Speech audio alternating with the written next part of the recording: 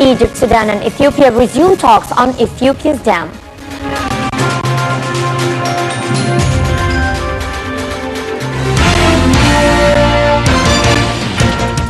Welcome back. President Abdel Fattah al-Sisi paid on Sunday a visit to Alexandria to follow up efforts to face the wave of bad weather and heavy rainfall that hit the coastal city. During his tour, the president gave directives to raise the efficiency of the sewage drainage system within 10 days under the direct supervision of the armed forces.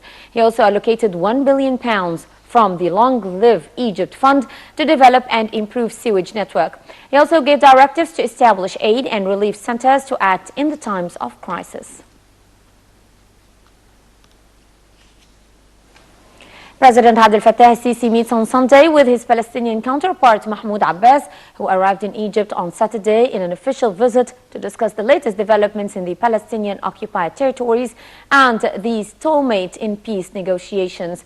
Foreign Minister Sameh Shoukry met with the Palestinian president and asserted Egypt's commitment to support the Palestinian cause and defend the rights of the Palestinian people in international arena through its contacts with regional and international powers. Foreign Ministry spokesman Councillor Ahmed Abu Zaid said that the meeting tackled the developments in the Palestinian-occupied lands and the upcoming Arab steps ahead of the Arab foreign ministers meeting to be held this week in Riyadh. Earlier, the Palestinian president met with the Arab League Secretary General Nabil al-Arabi and informed him of the deteriorating security and humanitarian situation in the West Bank and Jerusalem. Abbas stressed that the international community should assume its responsibilities and put pressure on Israel to implement the signed agreements and put an end to the settlements activities and provide protection to the Palestinians under occupation. The head of the committee investigating the Russian plane crash, pilot Ayman al-Muqaddim, held a press conference to announce the latest regarding the ongoing investigations into the crash and the evidence that the investigation team has gathered so far. Al-Muqaddim said that the cockpit information from the jet had registered a noise in the last second of recording, adding that experts were still gathering information. He said investigators from Russia, Ireland, France and Germany participated in the investigations and they were all invited officially to attend the press conference, but they did not show up. Al-Muqaddim said experts were still gathering information and it was too soon to announce conclusions of their work. Earlier, a Kremlin spokesman told news agencies that the decision to restrict flights did not mean Moscow believed the crash was due to an attack. Meanwhile, all British Airlines are operating 8 flights to carry their tourists back home, while the remaining flights will be flying over the coming days. Minister of Civil Aviation Hussam Kamel said that Egypt is fully cooperating with Britain regarding the safety of its nationals in line with international security standards. Foreign Minister Sameh Shoukry criticized Western governments as they had not sufficiently helped Egypt in its war on terrorism and had not shared relevant intelligence with Cairo regarding the Russian airplane that crashed in central Sinai, killing all 224 people on board. During a press conference with his Hungarian counterpart, Shoukry also criticized Western nations that have suspended flights to Sharm el-Sheikh and did not share with Cairo the relevant intelligence upon which they based their decisions. The top diplomat said Cairo was not dismissing any scenario that led to the Russian plane's crash, but there was no hypothesis yet from a probe into the disaster. Shoukry said that foreign intelligence suggesting the crash was caused by a bomb had not until now been provided to Egyptian security services. He blamed the international community for not cooperating enough with Egypt on eliminating terrorism, reiterating that Cairo is shouldering its responsibility to secure all foreign visitors. Shoukry thanked Hungary for not rushing into decisions that may negatively affect the Egyptian economy, referring to measures by several foreign companies to suspend flights.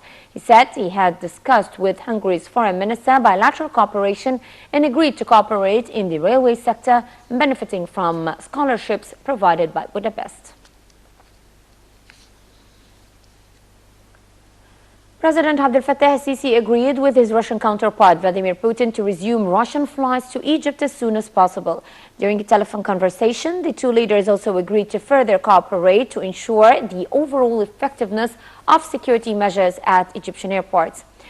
But presidential spokesman Ala Youssef said that both al-Sisi and Putin agreed to provide Russian tourists with the utmost security and to boost security on Russian flights.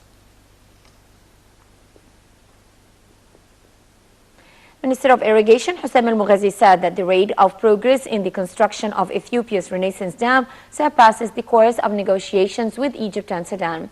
In his keynote speech at the 9th round of talks between the ministers of irrigation from Egypt, Sudan and Ethiopia on Addis Ababa's Renaissance Dam, Moghazi reiterated that Egypt rejects a proposal to assign one consultancy firm to carry out the required studies on the dam, noting that it had been agreed that two firms would undertake the studies. He added that Egypt insists on its historical water rights while backing the development interests of other countries. Earlier, Moghazi met with his Ethiopian counterpart, who arrived on Friday to attend the discussions over the dam's impact on Egypt and Sudan. The senior officials will also discuss the existing disputes between the two firms assigned to carry out studies on the dam. Top advisor to Supreme Leader Ayatollah Ali Khamenei was quoted as saying that Iran will attend the next round of Syria peace talks, a week after Tehran threatened to withdraw from the process. World and regional powers, including Iran, met in Vienna on October the 30th to discuss a political solution to Syria's civil war. More details. A top advisor to Supreme Leader Ayatollah Ali Khamenei was quoted as saying that Iran will attend the next round of Syria peace talks a week after Tehran to withdraw from the process. World and regional powers, including Iran, met in Vienna on the 30th of October to discuss a political solution to Syria's civil war. Days later, Iran threatened to pull out of the next